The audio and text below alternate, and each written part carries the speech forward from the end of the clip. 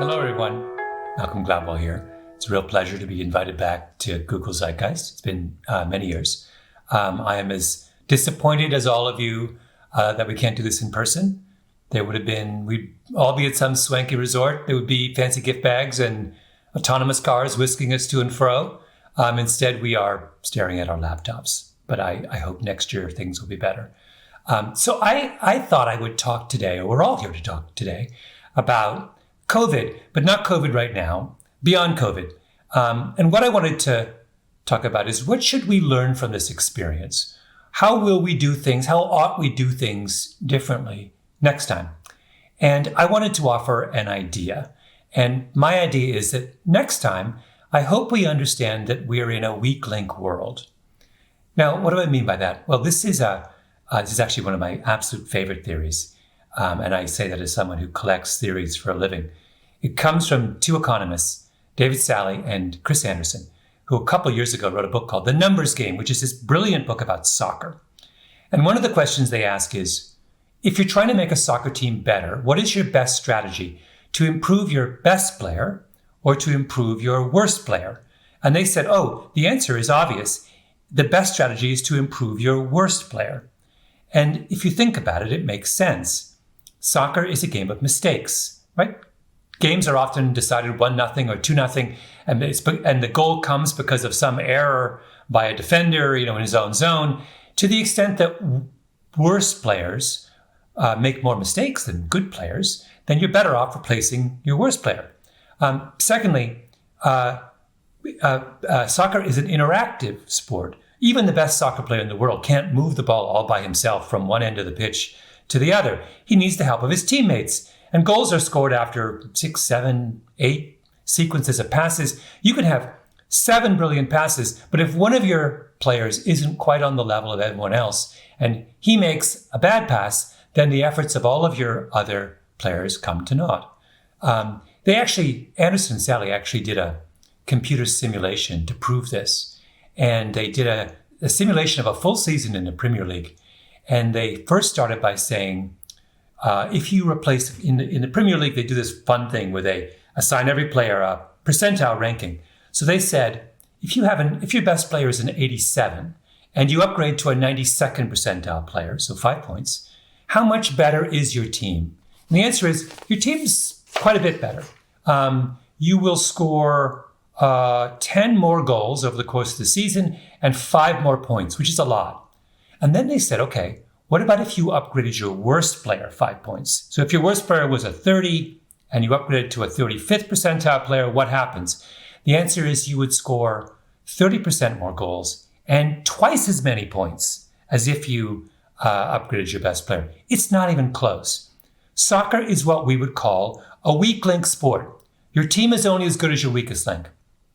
Now, compare that to basketball. Basketball is completely different. First of all, it's not mistake-driven. Players make mistakes all the time, even the best players. And secondly, it's not interactive. If LeBron James wants to move the ball all by himself from one end of the court to the next, he can. And in fact, if you look at great basketball teams, it doesn't matter who the worst player in the team is. The Lakers just won the championship, and they effectively have 2 great players, and the rest are replacement-level players. I mean, people that could barely start for other basketball teams. If you look at the 2 greatest basketball teams of all time, the Chicago Bulls teams of the 90s and the Warriors teams of this generation, both of them have 3 great players and 2 mediocre players. In fact, the fifth player on both teams of those great teams was a tall, skinny, lumbering white guy from Australia who wouldn't even play in any other team.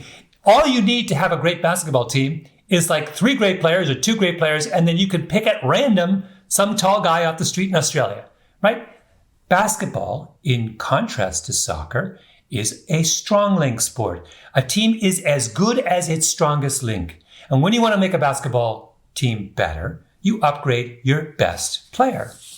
Now, I think this is an incredibly useful paradigm. And you can loosely, I think, broadly group various kinds of institutions or systems according to this strong link, weak link model. So if you're building a hedge fund or an investment group, that's strong link. if you have Warren Buffett, it doesn't really matter how good your 15th analyst is, right? Or George Soros. Similarly, computer programming. I'm talking at a Google conference. Google pays its best programmers a lot of money. Why? Because programming is strong link.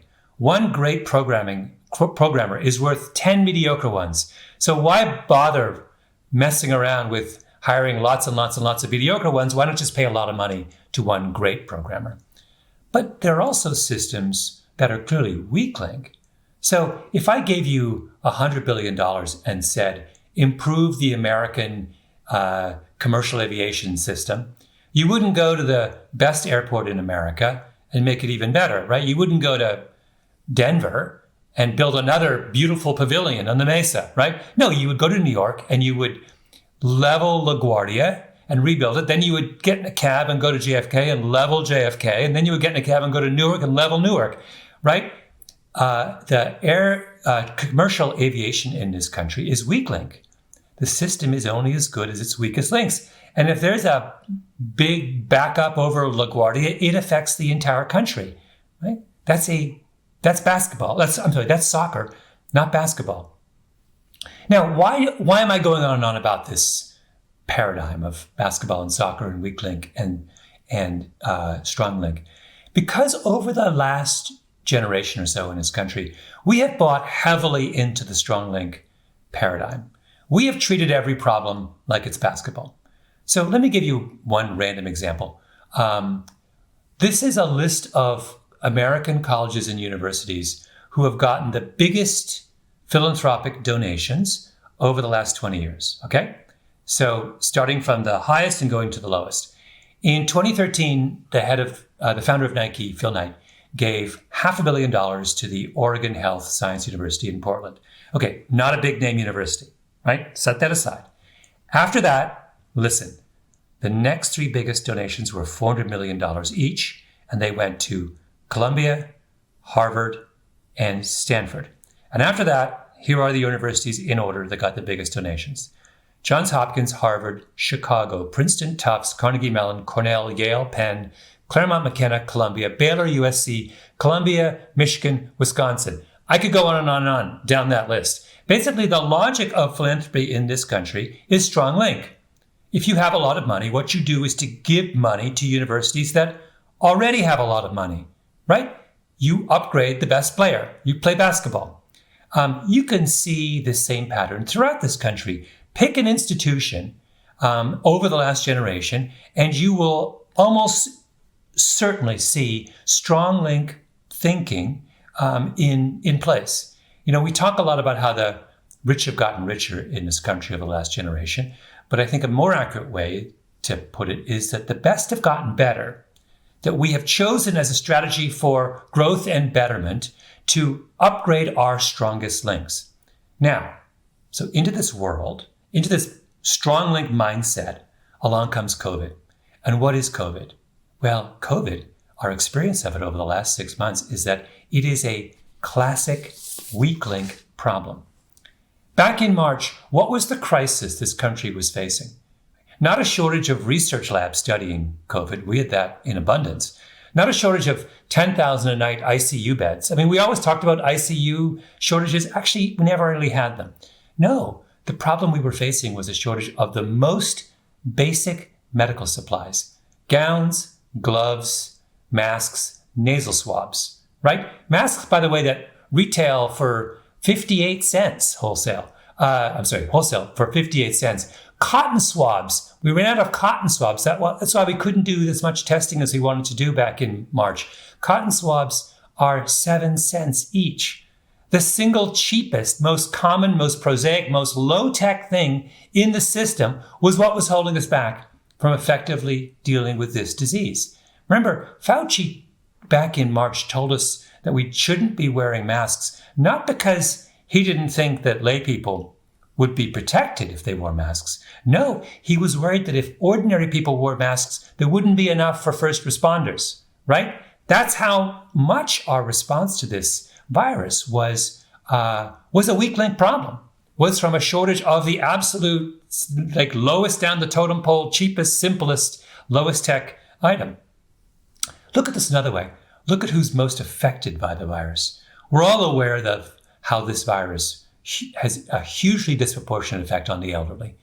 If you're over 75, you're something like 12 times more likely to die of this disease than if you're under 44. But the comorbidity numbers are even more striking. 91% of people who have died from COVID have at least one comorbidity. And what are they? Hypertension, diabetes, and most of all, obesity.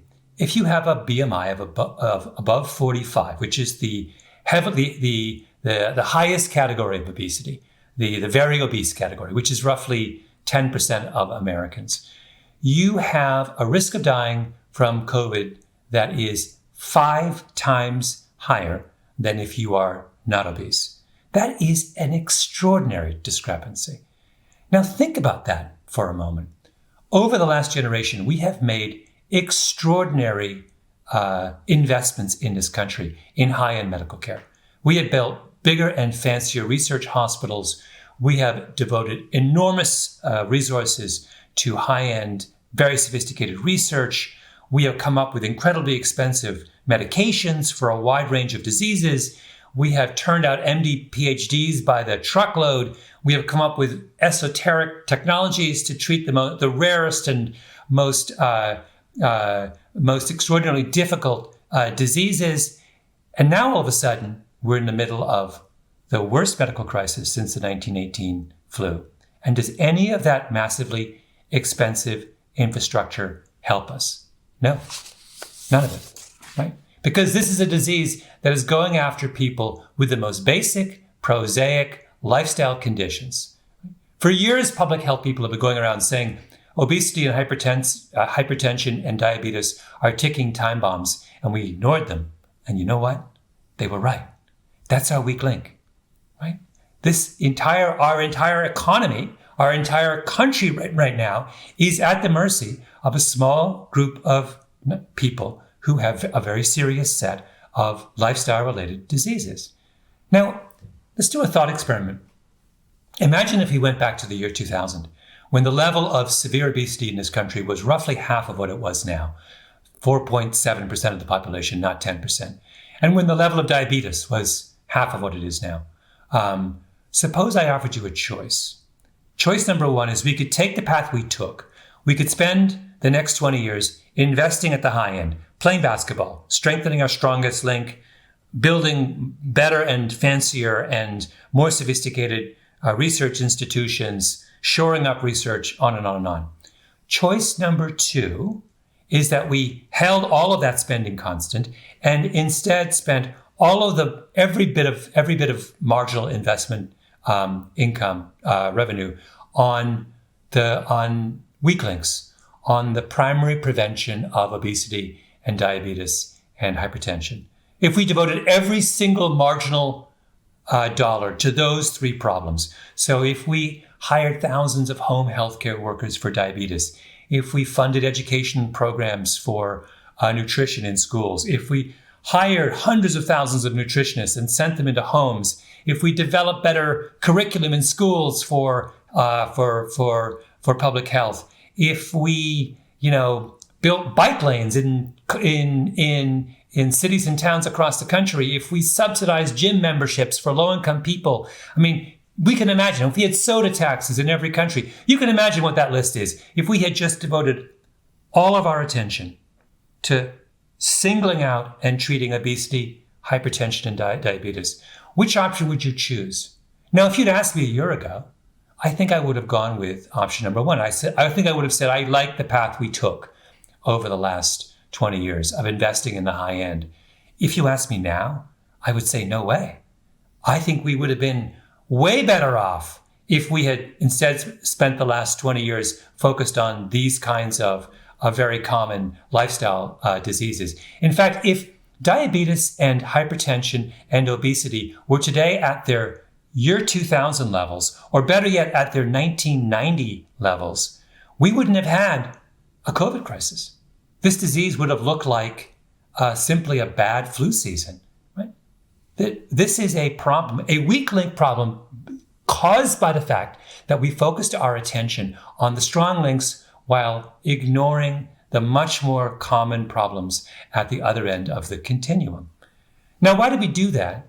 Because when you get trapped inside one paradigm, it's very hard to move to another, right?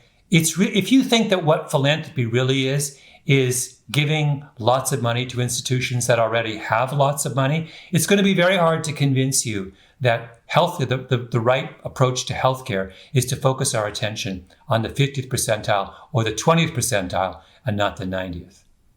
One more example. Look at the way that we've conducted COVID testing in this country.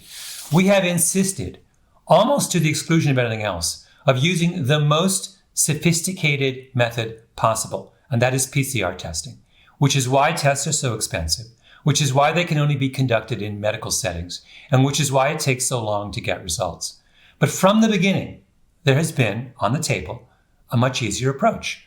We could do antigen testing for COVID, right? 50 cents a test. We could do it at home. Just basically, you're spitting on a little stick. It's as easy as a home pregnancy test. It takes 5 minutes, right? Why didn't we take that approach? Why didn't we go for mass at-home testing from the beginning? Because regulators and because the medical community said, no, we don't want to do that. Those tests aren't as sensitive. They're not as perfect. We want a perfect system, right? But remember, perfect only counts for basketball. And we're not playing basketball. We're fighting an epidemic. And if everyone did a quick test before they left home in the morning, and we caught 50% of the infectious people before they went out into the world, this epidemic would be over by now, right? We have the means to do this. The technology is super easy, but we didn't do it. Why? Because we're trapped in the wrong paradigm. So next time around, when an epidemic hits us again, as it almost certainly will, I hope we remember how we misplayed this epidemic. We thought we were playing basketball, and we're not. We're playing soccer.